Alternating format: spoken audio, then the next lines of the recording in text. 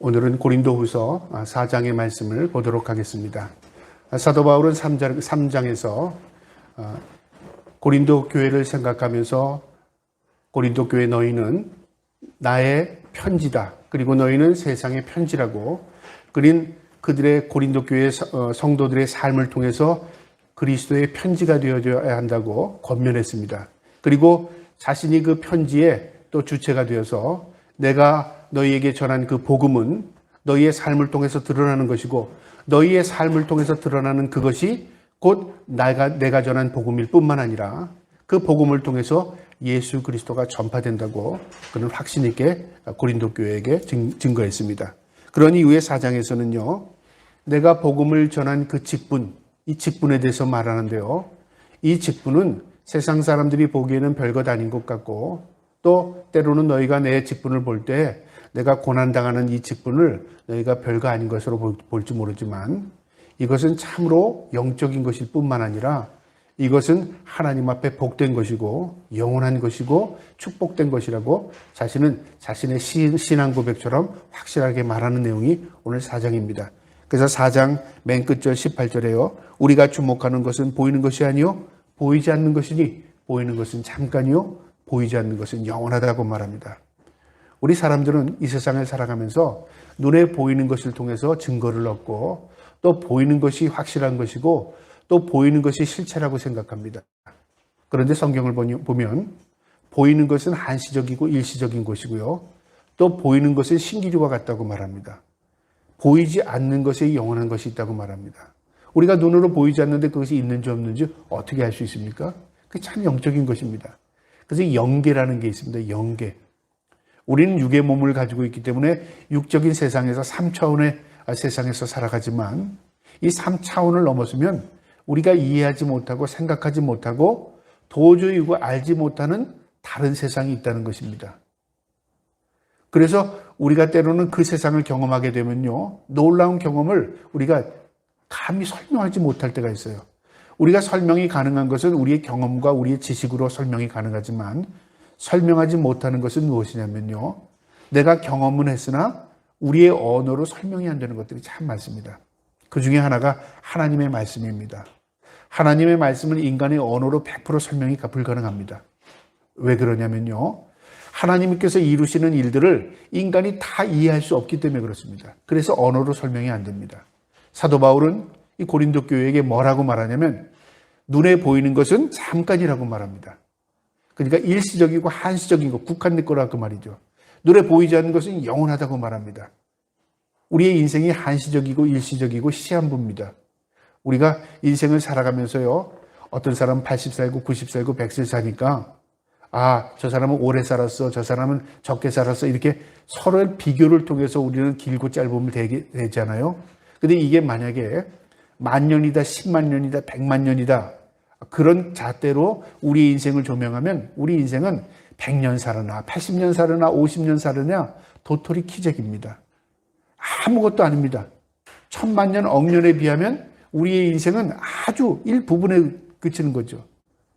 영원한 세상, 우리가 셀 수 없는 영원한 세상에 오늘날의 우리의 삶을 비교한다면요. 이것은 극히 일부분이 한시적인 겁니다.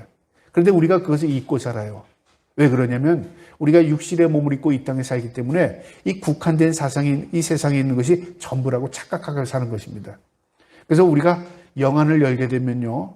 진정으로 영원한 것이 무엇인가를 깨닫게 됩니다. 오늘날 세상은 우리 사람들의 마음을 빼앗는 것들이 참 많습니다. 그것 가운데 가장 우리의 마음을 빼앗는 것이 육신의 것입니다. 눈으로 보이는 것입니다. 그래서 사탄이 미혹하기가 쉬운 것이요.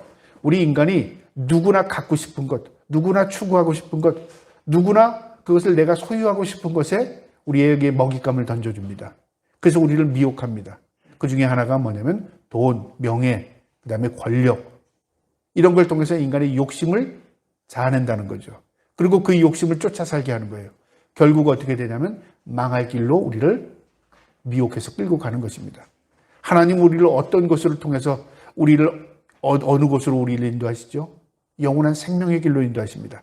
그래서 이 땅에 한시적이고 국한된 것이 아니라 신령한 것, 영적인 것, 눈에 보이지 않는 것으로 우리의 삶을 이끌어 가시려고 해요. 그러다 보니까 차원을 우리가 그 차원이 너무 우리에게는 있어서 넘는 차원이기 때문에요. 때로는 이해하지 못하는 것들이 참 많습니다. 오늘 사도 바울이 이 고린도 교회에게 자신의 간증처럼 이야기하는데요.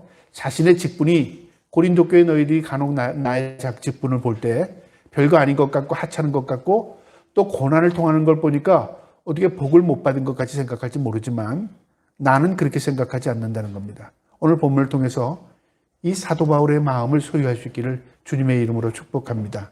4장 1절에 볼까요? 그러므로 우리가 이 직분을 받아 국률하심을 입은 대로 낙심하지 아니하고 사도 바울은 이 복음 증거자의 직분을 가지고 고난을 당하는데 이 고난 때문에 낙심하지 않는답니다. 우리는 어떤 사람도 고난을 달게 받기 원하는 사람들은 없습니다. 그런데 이 고난의 길을 걷는 이유는요. 예수님께서 고난의 길을 가셨습니다. 그리고 예수님께서 나를 따라오려 하거든 네 십자가 지고 나를 따르라는 그 말씀을 주셨어요. 그래서 우리가 주님을 따라가는 방법은 우리 각자에게 주신 십자가를 지고 가는 것입니다. 그런데 우리는 십자가를 팽개치려고 해요. 때로는 우리에게 주신 십자가가 아니라 주님이 지신 십자가를 내가 짊어지고 가려고 할 때가 있다는 거죠. 이것도 교만입니다. 질 수 없는 것입니다. 영적인 문제죠.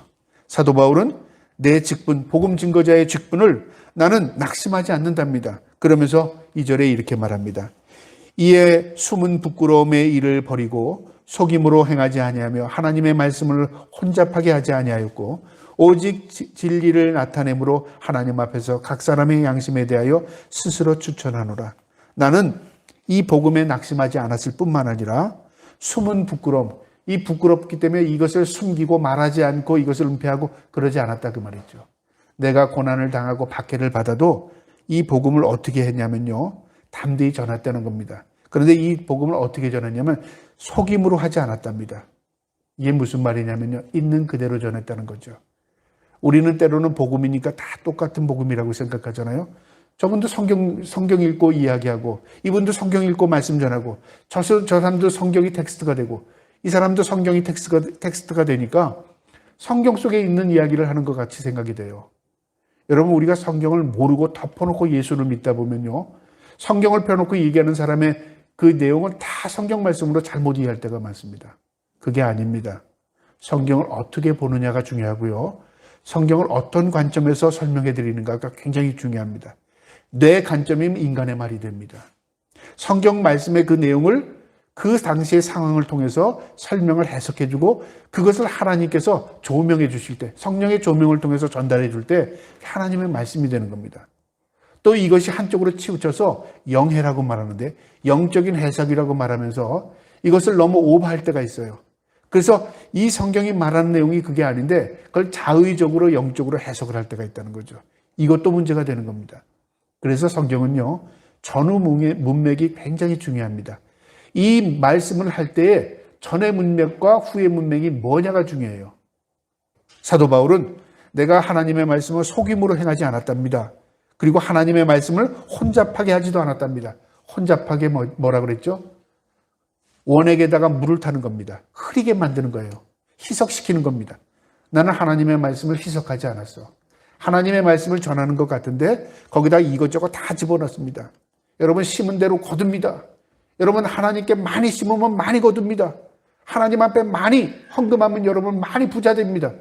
노골적으로 얘기하면 그렇게 된다면 그 말씀을 듣는 사람들은 어떻게 해요? 심은 대로 거둔다고 했으니까 그래 내가 많이 심어야 되겠구나. 그래서 어떤 오해를 갖게 되냐면 내가 하나님 앞에 뭐든지 다른 사람보다 더 많이 헌금하고 하나님 앞에 더 많은 걸 드리면 하나님께서 다른 사람보다 날 더 많이 거둘 수 있게 해주실 거야. 착각입니다. 왜 그러냐면 하나님께서 너 그거 심으면 내가 그거 돌려준다고 하지 않았습니다. 우리가 하나님 앞에 심고 거두는 것을 우리가 하나님 앞에 심으라고 말하지 않았습니다. 내가 어디에든 사랑으로 심으면 사랑의 열매가 나는 겁니다. 내가 미움을 심으면 미움의 열매가 나는 겁니다. 우리가 하나님을 인정하고 드리면 하나님께 인정함이 내게 복이 되는 것입니다. 그런 각도에서 이 말씀을 봐야 되는데 우리는 어떤 각도에서 보냐면 그 말씀을 내가 유익하기 위해서 내 목회에 유익하기 위해서 우리 교회가 부흥하기 위해서 그 말씀을 적용한다면 이것은 희석하는 겁니다. 오늘날 그런 말씀들이 참 많아요. 근데 우리가 일반적으로 그것을 잘 분별하지 못합니다. 왜 그러냐면요. 성경을 펴놓고 얘기하니까 그렇습니다. 여러분, 심은 대로 거둔다는 건 자연 법칙입니다. 하나님의 말씀에도 자연적인 법칙이 그대로 적용된다는 그 말씀을 하시는 것이지, 마치 우리가 어떤 것을 헌금을 많이 하면 하나님께서 그것 심었으니까 너를 30배, 60배, 100배로 하나님께서 불려서 갚아줄게. 그 내용이 아니라 그 말이죠. 그래서 오늘날 많은 사람들이 이 말씀을 잘못 왜곡되니까 그 말씀에 따라서요, 또 그것을 정확감 갖는 사람들은 오늘날은 11조를 안 해도 돼, 이렇게 말하고요. 지금은 예수 그리스도께서 2000년 전에 이 땅에 오셨기 때문에 이제는 하나님의 말씀을 이제 구약의 율법을 다 폐했어, 이렇게 자의적으로 또 거기다 해석하는 겁니다. 이게 굉장히 혼미한 세상입니다. 혼미하게 됐어요. 세상에는 여기저기 성경을 펴놓고 많이 말씀을 전하지만요, 이 말씀의 의미를 혼잡하게 하는 말씀들이 얼마나 많은지 몰라요. 사도 바울은 내가 내 유익을 위해서 혼잡하게 하지 않았답니다. 그 다음에 또 뭐라고 말하냐면, 오직 진리를 나타내므로 하나님 앞에서 각 사람의 양심에 대하여 스스로 추천하노라. 나는 하나님의 말씀인 진리를 내 양심에 따라서 전했어. 내가 양심에, 내 신앙의 양심에 내가 부끄럽게 내가 너희를 이용하거나 너희에게 내가 유익을 위해서 이 말씀 전하지 않았다고 말이죠. 양심. 굉장히 중요한 겁니다. 신앙의 양심. 모든 교회의 법이 있는데요, 그 법은 신앙의 양심을 따른 것입니다. 신앙이 왜곡되면 양심도 왜곡됩니다. 그래서 어떤 신앙이냐가 중요한 것이죠. 우리는 양심이야. 여러분, 신앙이 없는 사람의 양심과 신앙이 있는 사람의 양심은 차원이 다릅니다. 양심의 기준이 하나님의 말씀인 것과 양심의 기준이 세상의 법인 것과 다른 거죠. 또 양심도 어떤 사고를 가지고 있느냐에 따라서 양심이 달라요. 이처럼 우리가 모든 것을 천편일률적으로 다 적용되는 게 아닙니다. 하나님의 말씀을 우리가 가감없이, 그리고 하나님의 말씀을 말씀될 수 있도록, 그리고 내 신앙의 양심을 따라 전했다. 사도 바울은 그렇게 얘기하는 겁니다. 그러면서 아주 비밀스러운 이야기를 하는데요. 3절을 보시기 바랍니다. 만일 우리의 복음이 가리워졌으면 망하는 자에게 가리워진 것이라.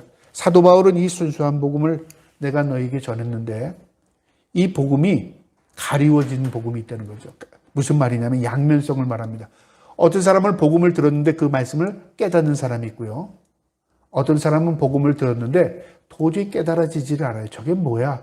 그렇기도 하고 그 말씀을 잘못 왜곡하기도 하고 그 말씀을 자의적으로 해석하기도 합니다. 양면성인데 이게 무슨 말이냐면요. 예수님께서 인용하신 말씀 가운데 마태복음 13장에 보면 이런 말씀이 있습니다. 귀가 있어도 듣지 못하고 눈이 있어도 보지 못한다는 말씀이 있어요. 이 말씀은 또 어디서 인용한 말씀이냐면 이사야서 6장을 그대로 인용한 말씀입니다. 제가 한번 그 말씀을 찾아볼게요. 예수님께서 하신 말씀인데 마태복음 13장 14절에 이사야의 예언에 그들에게 이루어졌으니 이르되 너희가 듣기는 들어도 깨닫지 못할 것이요 보기는 보아도 듣지 못할 것이라. 이 백성들이 마음이 완악하여져서 그의 귀에는 듣기에 둔하고 눈은 감았으니 이는 눈으로 보고 귀로 듣고 마음으로 깨달아 돌이켜 내 고침을 받을까 두려워함이라. 이게 무슨 말이냐면요. 하나님께서 그들을 듣지 못하겠답니다. 하나님께서 그들이 눈이 있어도 보지 못하겠다는 겁니다. 왜 하나님께서 말씀하면 모두가 다 들어야 되는데 똑같은 장소에서 똑같은 말씀을 했는데 누구는 듣고 누구는 듣지 못했는가? 영적인 얘기라 그 말이죠.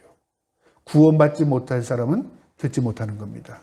구원받을 하나님의 백성은 어떤 말씀을 해도 들었다 그 말이죠. 이게 신비입니다. 양면성입니다. 어떤 사람에게는 그게 약이 되고 어떤 사람에게는 그게 독이 됩니다. 어떤 사람은 그 상황 때문에 하나님의 은혜를 고백하고 어떤 사람은 그 상황 때문에 하나님을 원망하고 저주합니다. 고난이라는 게 우리 모두가 별로 받고 싶지 않아요. 근데 고난을 통해서 어떤 사람은 하나님을 찬양하고 하나님의 영광을 돌리고 감사를 하는 사람이 있는가 하면 어떤 사람은 고난을 통해서 원망하고 불평하고 하나님께 등을 돌리는 사람이 있다 그 말이죠. 똑같은 고난인데도. 왜 그럴까요? 양면성입니다. 하나님의 말씀도 이런 양면성을 가지고 있다 그 말입니다. 4절에요. 그 중에 이 세상의 신이 믿지 아니하는 자들의 마음을 혼미케 하여, 세상의 신은 누구를 말하죠? 사탄 마귀를 말합니다. 그 사탄 마귀가 우리의 마음을 혼미케 한답니다. 그리스도의 영광의 복음의 광채가 비치지 못하게 함이니 그리스도는 하나님의 형상이라. 그러니까 하나님께서 직접 듣지 못하게 하는 게 아니라 세상의 악한 영들의 그 속삭임에 미혹되는 거예요. 그러니까 우리가 어떤 설명, 쟤는 왜 미혹됐어? 쟤는 왜 거기 안 갔고, 유혹에 안 넘어갔지? 뭐라고 설명할까요? 똑같은 장소에서 똑같은 말을 들었는데요. 이게 하나님께서 준 은혜입니다. 내가 하나님에게 사로잡힌 사람이라면, 내가 하나님의 백성이라면 그 세상의 미혹에 넘어가지 않아요. 또 넘어갔을지라도 하나님께서 돌이킬 수 있는 은혜를 허락하십니다. 그런데 하나님이 택함받지 못한 백성은요, 그 세상의 미혹에 넘어갔단 말이죠. 세상의 귀신의 마귀에 그 게임에 넘어갔다 그 말이죠. 그러면 그 사람들이 하나님을 원망해야 되겠습니까? 나는 왜 넘어가게 하고 저 사람은 왜 넘어가지 않았습니까? 하나님께서 너는 넘어갔잖아. 쟤는 넘어가지 않았잖아. 뭘로 해석해요? 이게 언어의 한계라는 겁니다. 하나님께서 우리를 만세전에 택하셔서 우리 하나님의 백성 삼았다는 게 우리가 그게 우리 최고의 하나님의 은혜를 고백할 수 있는 거예요. 그럼 왜? 라는 말을 계속 그 뒤에 던지면요, 설명이 불가능합니다. 하나님의 은혜는요, 이처럼 우리가 이해할 수 있는 한계점에 도달해요. 그런데 분명한 것은 우리 모두가 그 하나님의 은혜를 우리의 마음에 담고 있다 그 말이죠. 사도 바울은 그걸 말하는 겁니다. 세상의 신들이 믿지 아니하는 자들의 마음을 혼미케 하여 그리스도의 영광의 복음을 광채를 비추지 못하게 함이니 그리스도는 하나님의 형상이라. 5절에요. 우리는 우리를 전파하는 것이 아니라 오직 그리스도 예수의 주되신 것과 또 예수를 위하여 우리가 너희의 종된 것을 전파함이라. 내가 너희에게 전한 복음은 두 가지다. 핵심적인 게 뭐냐면 예수 그리스도께서 주인 된 것 전했다 그 말이죠. 그분이 주인이시다 그 말입니다. 그리고 나는 종이다 그 말이죠.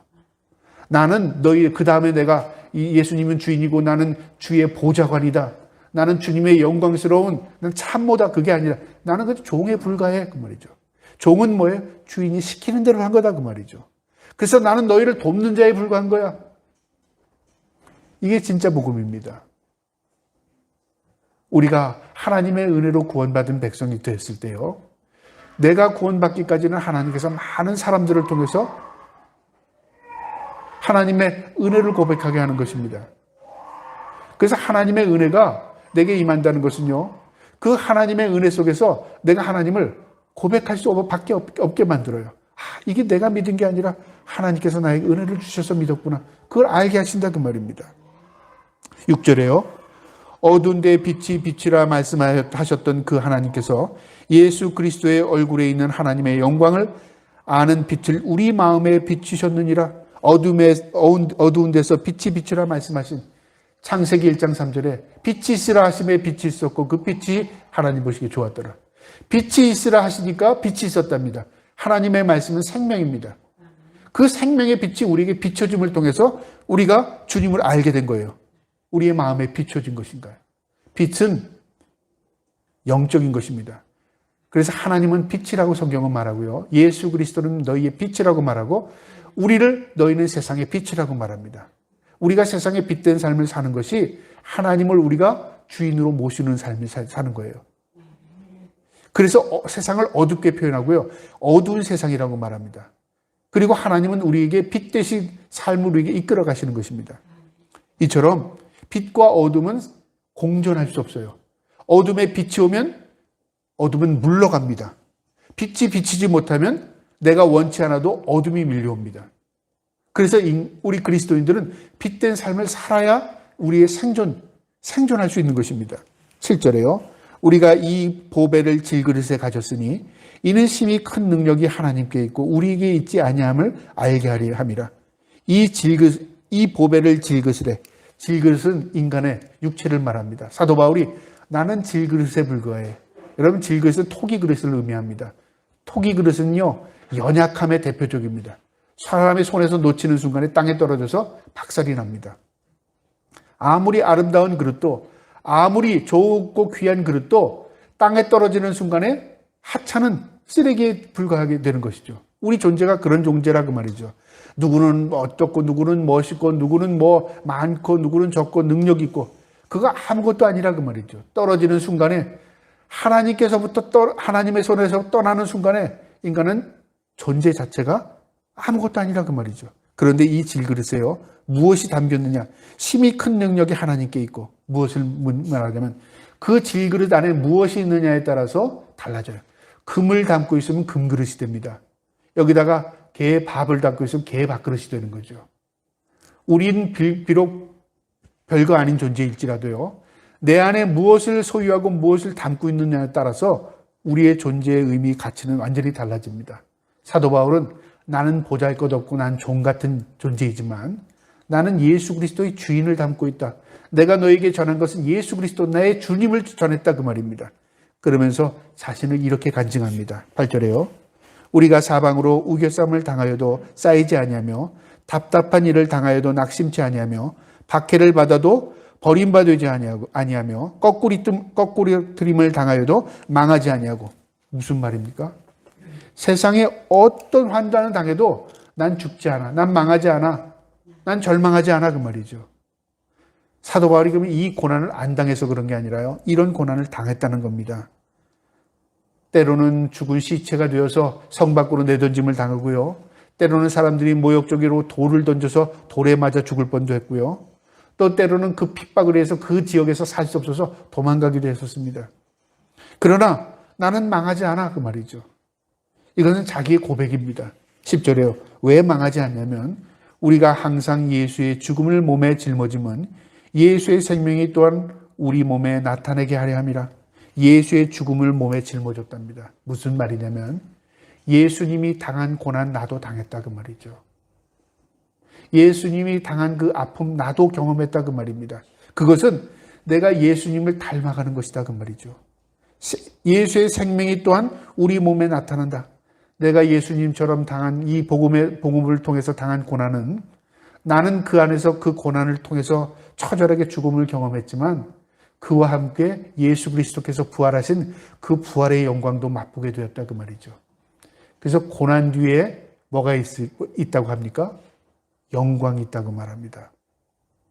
고난이 없으면 영광도 없다고 말합니다. 이게 성경이 우리에게 가르쳐주는 진리입니다. 사도 바울은 그거를 이야기하는 겁니다. 11절에요. 우리 살아있는 자가 항상 예수를 위하여 죽음에 넘겨짐은 예수의 생명이 또한 우리 죽을 육체에 나타내게 하렵니다. 내가 가진 고난을 당하고 죽음에 넘김을 당하고 이 땅에서 복음 때문에 참으로 환난된 인생을 살아가지만 이것은 예수의 생명이 내게 젖어 들어오는 것이다 그 말이죠. 역설적입니다. 육체는 고난을 당하는데 예수의 생명은 내 안에서 계속 살아나가는 겁니다. 영적인 거예요. 눈에 보이지 않죠? 그래서 사도 바울이 맨 마지막에 눈에 보이는 것은 잠깐이요 보이지 않는 것은 영원하다고 말한 겁니다. 사도 바울의 인생의 목표는요, 눈에 보이는 것을 쫓아 살지 않았어요. 무엇을 쫓아 살았습니까? 영적인 것을 쫓아 살았습니다. 그래서 12절에 이렇게 말합니다. 그런즉 사망은 우리 안에서 역사하고 생명은 너희 안에서 역사하냐. 사망은 우리 안에서, 내가 복음을 전하면 전할수록 죽음의 위기를 많이 느낀다 그 말이죠. 그런데 내가 죽음의 위기와 고난을 경험할수록 너희에게는 그것이 생명이 된다 그 말이죠. 우리의 눈물의 기도, 우리의 고난, 우리의 힘든 것을 통해서 열매는 하나하나 익어가요. 지금은 아무것도 아닌 것 같고 지금은 열매가 없는 것 같지만요, 시간이지만 반드시 열매를 맺습니다. 이게 하나님의 법칙입니다. 사도 바울이 우리는 죽는다 그 말이에요. 사망을 우리 안에 역사하고 생명은 너희 안에 역사하는 거야. 나는 복음을 통해서 고난을 당하지만 이 고난 때문에 너희가 생명을 얻게 되는 거야 그 말입니다.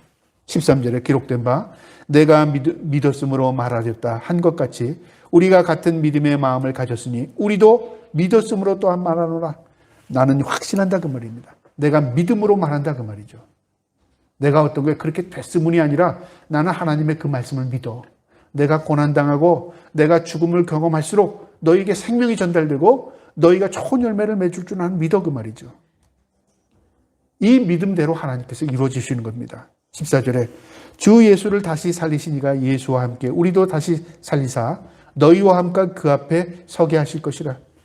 죽은 예수를 살리신 하나님께서 우리도 예수님처럼 부활할 수 있게 살아나게 하실 것이다.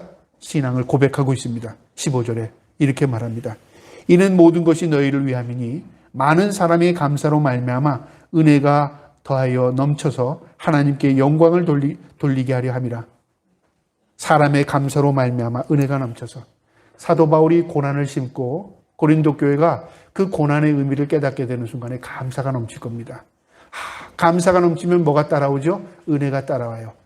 그래서 은혜와 감사는 함께 연결이 되는데요. 우리가 은혜 주시옵소서 그러잖아요. 그러면 이렇게 반문을, 당신은 감사하고 있습니까?